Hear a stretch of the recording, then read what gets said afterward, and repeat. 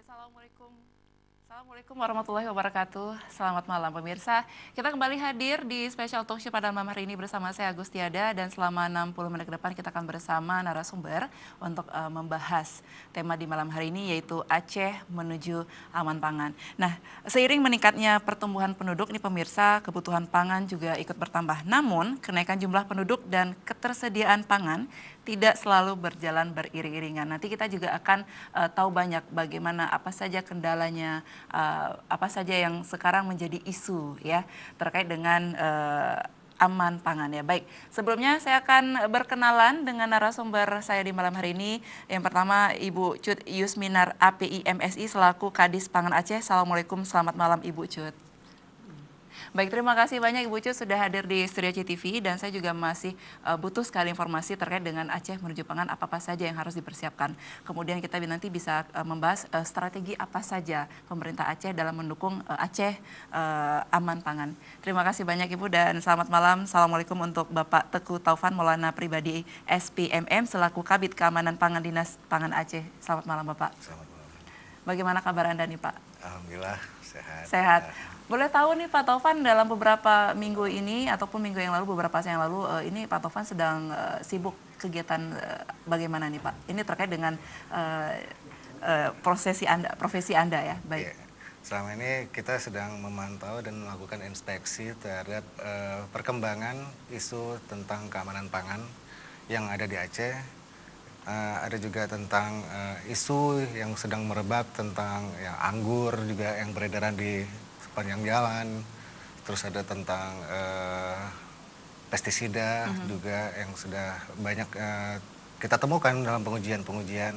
Nah, ini perlu satu perhatian khusus tentang dampak terhadap masyarakat Aceh tentunya. Dan ini menjadi salah satu indikator kita bagaimana mewujudkan untuk Aceh aman pangan.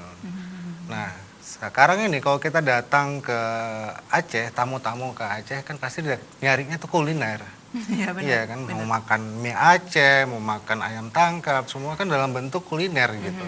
Nah, kalau kita tidak bisa menjamin mereka terhadap keamanan pangan, nah ini menjadi dampak sesuatu yang terjadi yang akan ke depannya. Dan kita juga sekarang lagi meng-up wisata kita di Aceh ini. Tentu dengan wilayah kita yang luar biasa cantik, terus didukung dengan kuliner-kuliner yang lebih menarik dan juga sehat. Nah, ini menjadi satu nilai plus untuk Aceh. Betul, betul. Tentunya bisa mendapatkan devisa lah ya di sini. Nah, ini yang mungkin menjadi tupoksi kita, saya tentunya sebagai Kepala Bidang Keamanan Pangan di Aceh saat ini. Baik, nah ini dengan gencarnya promosi dengan halal tourism dan juga Aceh memperoleh predikat yang luar biasa baik ya untuk tempat wisata, khususnya untuk kuliner. Yeah. Tapi ini juga harus kita lihat bagaimana mulai dari bahan, apakah yang disajikan ini bahannya sehat atau tidak. Mungkin dari bahan tersendiri sampai nanti diolah menjadi menu, begitu ya Pak Taufan ya? Yeah. Nah, ini juga kita harus jelaskan dulu yang pertama tentang tupoksi yang ada di Dinas Pangan. Kalau Dinas Pangan itu bersama, maksudnya dengan komoditinya itu PSAT, itu pangan segar asal tumbuhan. Nah, kita di lingkup itu. Nah, tapi kalau sudah menjadi bahan olahan itu yang jadi wewenangnya adalah Balai POM. Baik. Nah, ntar kalau waktu saat daging, apakah daging ayam, sapi atau kambing, itu wewenangnya adalah Dinas Peternakan.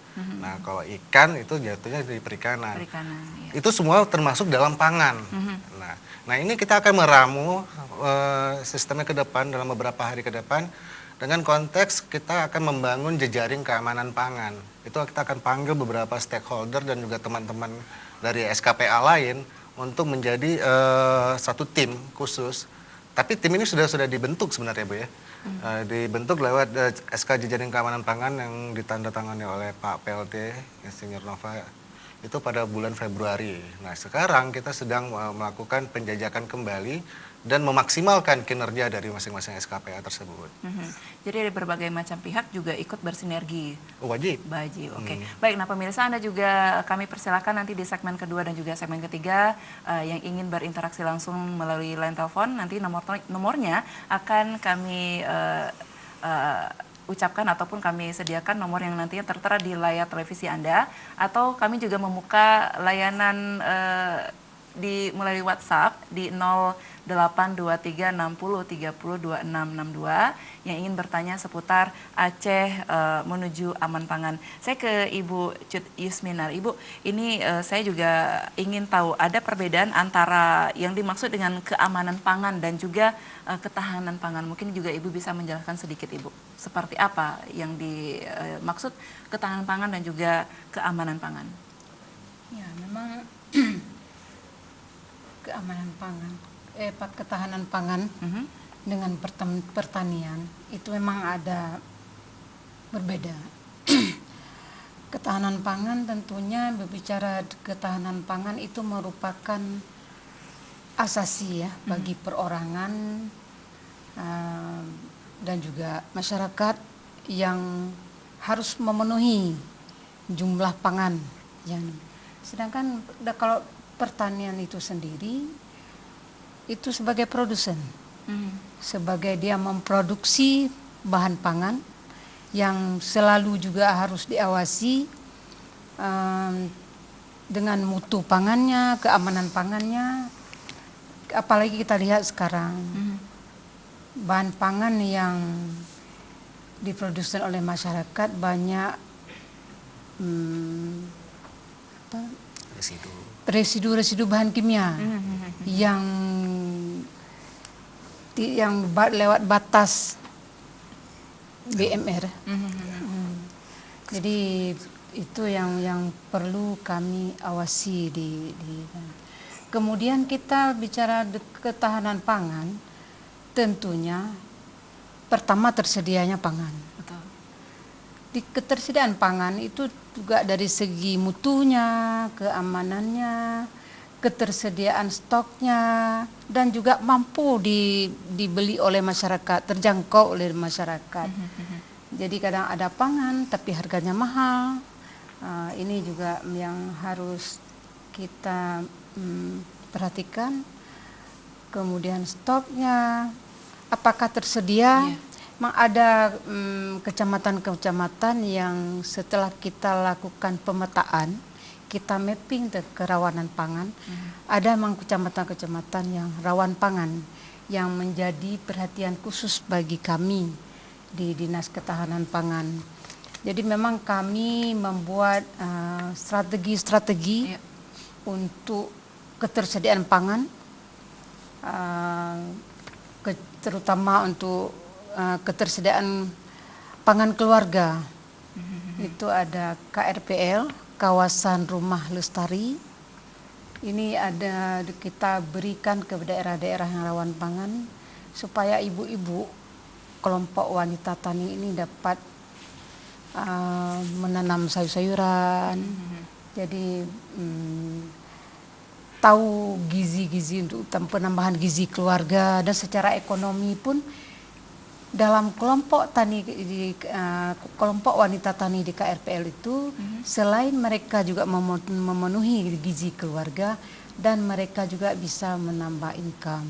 Itu dari ketersediaan pangan. Kemudian distribusi pangan ini juga menjadi masalah karena ada daerah-daerah sebagai produsen pangan, kemudian ada daerah-daerah yang bukan produsen, misalnya kayak Aceh Tengah, itu dia ada stok sayur yang banyak, buah-buahan, iya.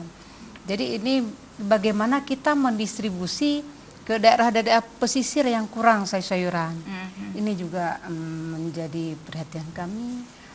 Kemudian dari Pak Topan tadi sudah menceritakan tentang keamanan pangan.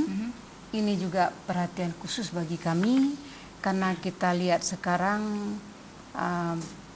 pangan segar asal tumbuhan ini banyak yang residu bahan kimia itu melebihi BMR.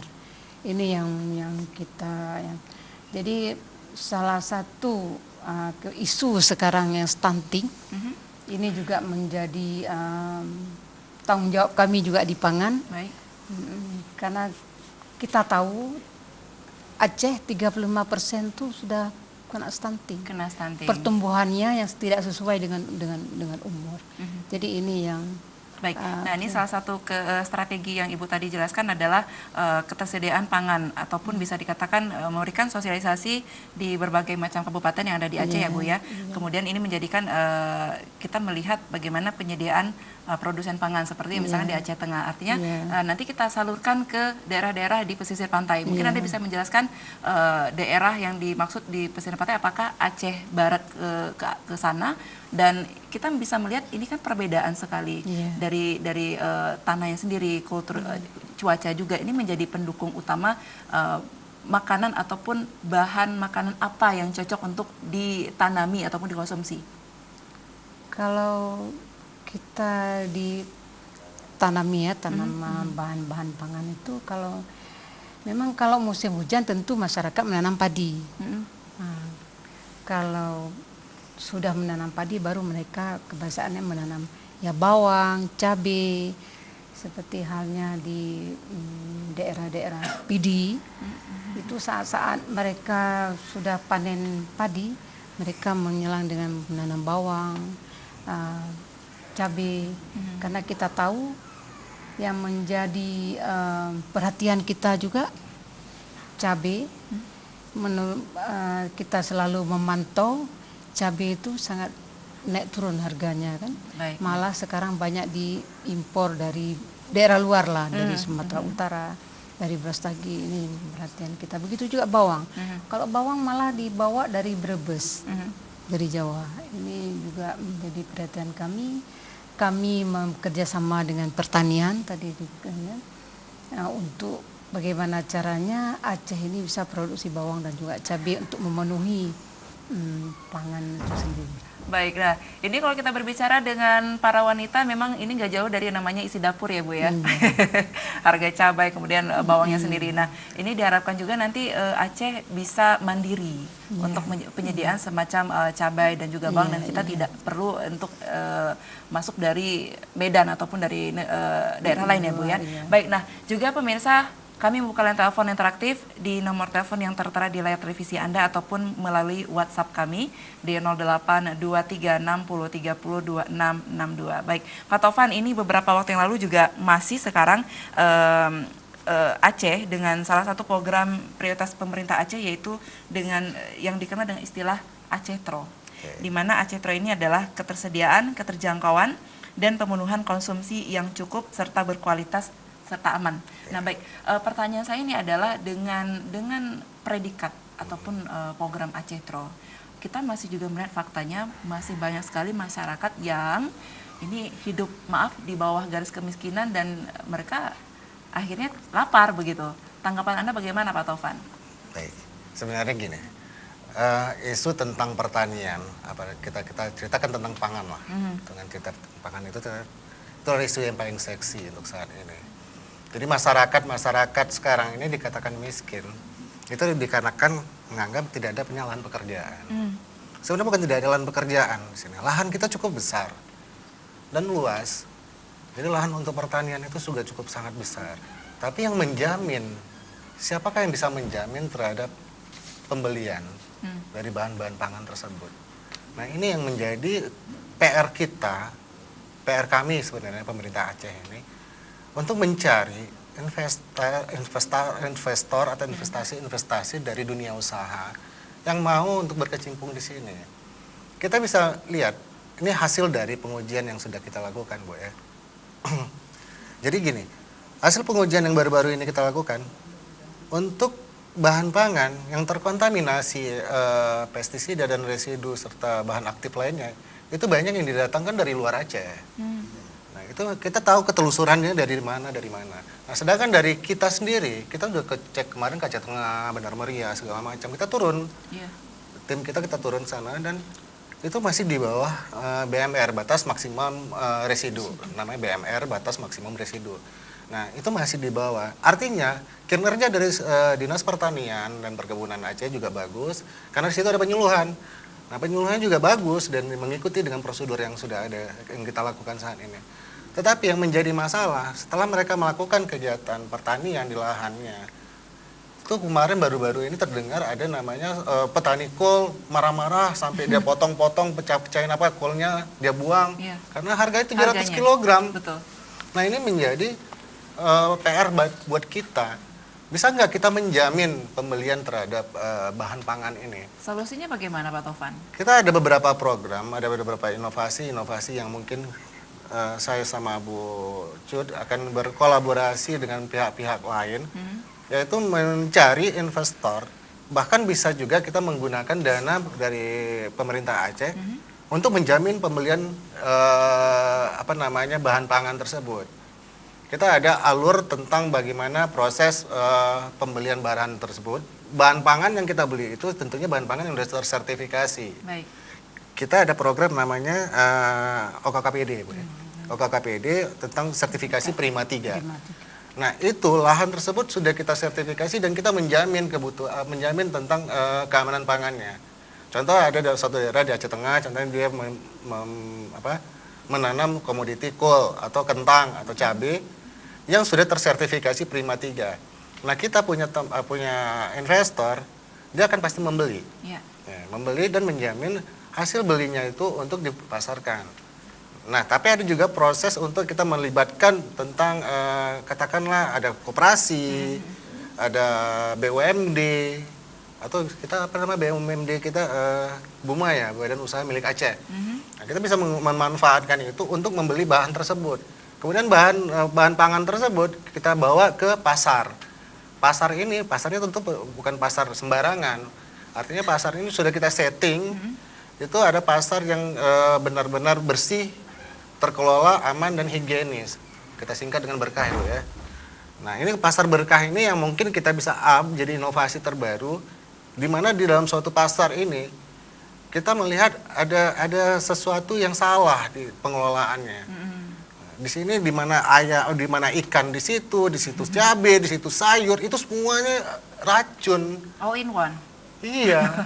Nah ini harus kita perhatikan. Nah, makanya kita kemarin tuh memprogramkan untuk tahun 2020 untuk menjadikan ini sebagai program prioritas dari Dinas Pangan rencana kita. Yang mana kita akan memberikan pengelolaan pasar itu menjadi yang bagus. Iya, iya. Nah kita akan membuat PSAT itu tempatnya sendiri, ikan tempatnya sendiri, terus daging tempatnya sendiri. Terus itu pengelolaan masing-masing dari instansi-instansi terkelola dalam satu pasar yang dikelola oleh Dinas Perindustrian. Baik. Nah itu nanti akan terbentuk sistem kerjasama atau jejaring keamanan pangan yang kita labelkan itu bisa menjadikan jaminan keamanan pangannya. Baik, artinya dari Dinas Pangan nanti di tahun 2020 pilot project-nya adalah yang tadi Anda jelaskan begitu ya Pak Tovan Iya, ya? insya Allah Baik, nah seperti itu. pemirsa kami akan segera kembali, jangan kemana-mana, tetap di Special Talk Show bersama Aceh TV.